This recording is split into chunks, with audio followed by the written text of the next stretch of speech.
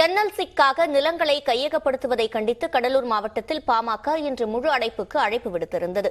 இந்நிலையில் சேத்தியாத்தோப்பு, கீழ்ப்பாளையம் உள்ளிட்ட பகுதிகளில் கடைகள் அடைக்கப்பட்டுள்ளன. இது தொடர்பாக நிலம் கையகப்படுத்துதல் நடைபெறும் வளையமாதேவி கிராமத்தில் உள்ள நமது செய்தியாளர் பிரேமிடம் கூடுதல் தகவல்களை கேட்கலாம். பிரேம், பொதுவா கடலூரை பொறுத்தவரைக்கும் பாதுகாப்போடு பேருந்துகள் இயக்கப்படுவதாகவும் ஒரு சில தனியார் பேருந்துகள் மட்டுமே இந்த போராட்டத்திற்கு ஆதரவு கொடுத்திருப்பதாகவும் முன்பாக தகவல் கூறியிருந்தீர்கள். இந்த சூழலில் தற்போது கடைகள் அடைக்கப்பட்டிருக்கும் இந்த பகுதியில் என்னென்ன சூழல், விரிவா சொல்லுங்க.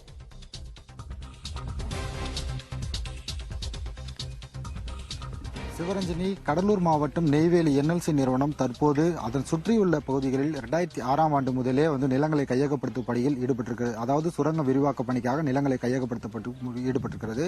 குறிப்பாக நாம் இருக்கக்கூடிய இந்த கீழ் வளையமாதேவி இந்த கிராமத்திலும் தற்போது மேல் வளையமாதேவி கீழ்ப்பாதி பகுதியிலும் இந்த பகுதியிலும் தற்போது நிலங்களை, விவசாய நிலங்களையும் வீடுகளையும் கைப்பற்ற என்எல்சி நிர்வாகம் திட்டமிட்டு 2006ஆம் ஆண்டு ஒரு 10%, 2013ஆம் ஆண்டு ஒரு 25% நிலங்களை ஏற்கனவே 3 லட்சம் 6 லட்சம் வீதம் என கொடுத்து நிலங்களை கையகப்படுத்தப்பட்டது.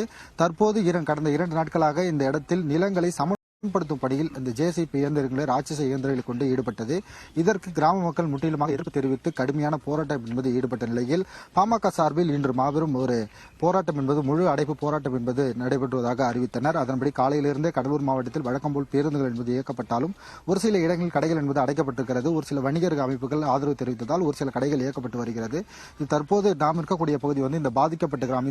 இந்த கிராமத்தில் தான் இங்க இருக்கக்கூடிய விவசாய நிலங்களை கடந்த 2006ஆம் ஆண்டு முதலே விவசாய நிலங்களை கையகப்படுத்தும் பணியில் ஈடுபட்டிருக்கிறது. நாம் கேட்போம், இந்த இடத்துல என்னென்ன மாதிரி என்எல்சி நிறுவனம் நேற்று 2 நாளா நிலத்தை கையகப்படுத்தினாங்க, உங்களுக்கு என்ன மாதிரி கோரிக்கைகள் இருக்கு? இப்ப இந்த பகுதியில இப்ப நிலம் எடுக்கிறதுக்கான அவசியமே கிடையாதுங்க. 15 வருஷமா 13 வருஷமா நிலம் எடுத்து பீகரோ முளைச்சி அதெல்லாம் சும்மாவே கிடக்கு. கிட்டத்தட்ட ஒரு 25 ஏக்கர் ஏரிக்கு மேல 6 லட்சம் தான் கொடுத்தாங்க. 2007 கையகப்படுத்தினாங்க. 2009 ஒரு பில்லு கொடுத்தாங்க. அதோட 2010 நீங்க பயிர் வைக்க கூடாதுன்னு வாக்கா வட்டி போட்டு 10-13 வருஷமா பீகரோ முளைச்சிட்டு இருக்கு. இப்ப இவங்க செய்யணும்னு நினைச்சா அந்த இடத்துல போய் செய்யலாம். எங்களை பயிர் வைக்கவும் விடல, எங்களுக்கான வாழ்வாதார வழியும் காட்டல, எந்த விதமான ஒரு இதுவும் படுதல. இப்ப சம்பந்தமே இல்லாம இந்த ஊரை எப்படி தண்ணியில முழுக அடிச்சு கிளப்பலாங்கிற ஒரு எண்ணத்தோட ஒரு 50 குடிசைகள் வாழற இந்த பகுதியில திடுதிப்புன்னு ஒரு எந்த விதமான ஒரு அறிக்கையும் இல்லாம மேல்மட்டத்தில இருந்து கீழ்மட்டம் வரைக்கும் ரகசிய தொடர்புலயே இந்த மிஷின்கள் விடிய காலம் 6 மணில இருந்து இயங்க ஆரம்பிச்சிருச்சுங்க ஐயா. நாங்க திடுதிப்புன்னு சத்தம் கேக்குதுன்னு ஏஞ்சி பார்த்தா ஒரு 15-20 மிஷின் நிக்குது இங்க.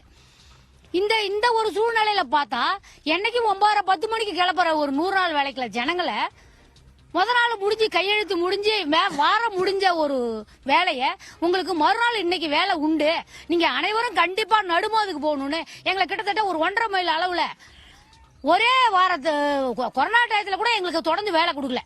இப்ப இந்த என்எல்சி மிஷின் வந்த உடனே உயிருக்குள்ளார ஒரு ஜனங்க இருக்க கூடாதுன்னு ஒரு பகுதி நடுமதுக்கு போ, ஒரு பகுதி கடமதுக்கு போட்டிருக்காங்க. எங்களுக்கு இன்னைக்கு 3 நாளா இந்த சனங்களை அலைக்கட்டி அடிக்கிறாங்களே தவிர ஒரு வேலைக்கான ஒரு உத்தரவாதமோ ஒரு ஆளோ எந்த விதமான இதுவும் கிடையாது. ஒரு வார்த்தை கடமதுக்கு போ, நடுமதுக்கு போ, இந்த ஒரு வார்த்தை தான் நடக்குது. இது இந்த எவ்வளவு இழப்பீடு தரேன்னு சொன்னாங்க, ஏக்கருக்கு எவ்வளவு தரேன்னு சொன்னாங்க, அது நீங்க நிலத்தை கொடுக்க தயாரா இருக்கீங்களா? நிலத்தை தான் கொடுக்குறேன்னு தான் எங்களை ஏமாத்தி உங்களுக்கு வேலை தரேன், உங்க பிள்ளைக்கு வேலை தரேன், உங்களுக்கு ஆனது அன்னைக்கு எங்களை ஏன்னு எடுத்து கேட்க இந்த நியூஸோ மத்த மனுஷாலாம் கிடையாது. அடிச்சு புடுங்காத குறைய எங்க பத்திரத்தை புடுங்கிட்டு போனாங்க. 6 லட்சங்கிற பேர்ல 3 தரமா கொடுத்தாங்க. இந்த 3 லட்சத்தை நாங்க குடியாரனுக்கு கொடுக்கறதா, நாங்க துணிமணி வாங்கி போட்டு எங்க வீட்டுக்கு பாதுகாப்பு படுத்திக்கிறதா 6 லட்சத்தையும் நாங்க குடிசார் வாங்கிட்டோம். சரி, நம்ம பிள்ளைக்கு ஒரு வேலை கொடுப்பாங்களே அந்த துணிச்சு இல்லாத இருந்தோம். கிட்டத்தட்ட இப்ப 13 வருஷம் ஆகுது. எந்த விதமான நாங்க வருஷம் ஒரு நட போய் என்னங்க ஏதுங்க பாக்குறோம், கண்டிக்கிறோம், கேட்கறோம், செய்யறோம் தான் சொன்னாங்களே தவிர இது வரைக்கும் என்ன. ஆனா இப்ப திடீர்ங்கிற ஒரு 4 நாள் கட்டத்துல ஒரு 10 பேருக்கு வேலை போட்டு கொடுத்துருக்காங்க. இது எந்த சட்டத்துல அடிப்படையில நியாயம்னு தெரியல. 100 மக்கள் படிச்சிருக்கிற இடத்துல ஒரு 3-4 குடும்பத்துக்கு மட்டும் வேலை, திடீர்னு ஒரு என்எல்சி ஆர்டர் போடுறான். இதெல்லாம் எந்த சட்டத்துல திடீர்னு பாஸ் ஆகுதுன்னு தெரியல. தற்போது அவர்கள் கோரிக்கை என்னவென்றால், இந்த 6 லட்சம் என்பது ஏற்கனவே வழங்கியிருக்கிறார்கள். தற்போது கூடுதலாக மற்றவர்களுக்கு வழங்கக்கூடிய நிலையில் அனைவருக்கும் சமமான இழப்பீடு மற்றும் கூடுதல் இழப்பீடுகளை, நிரந்தர வேலைகளை வழங்க வேண்டும் என்பதுதான் தற்போது கோரிக்கையா இருக்கிறது. சிவரஞ்சனி, விவரங்களை வழங்கியமைக்கும் கலந்துரையாடலுக்கும் நன்றி பிரேம்.